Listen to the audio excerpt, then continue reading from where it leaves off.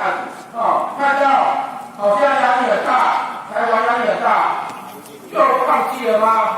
我们要为时代力量，我们要看时代力量今天的作为是不是像昨天一样，看到苗头不对就妥协，就出卖老公。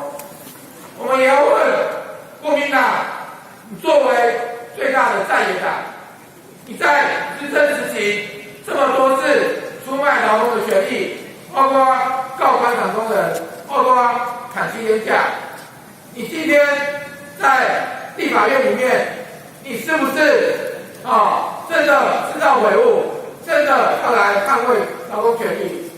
我们今天早上看到有新闻新闻说蒋万安立委提出说要用加班补休这个方案来争取民进党的支持。我们要说这个法案根本就是劳工本来的权利。你今天要用这个法案，如果你胆敢用这个法案来触犯民进党的过劳三法通过，我们劳工绝对没完没了，对不对？对。我们要看国民党是不是在打假球，对不对？对。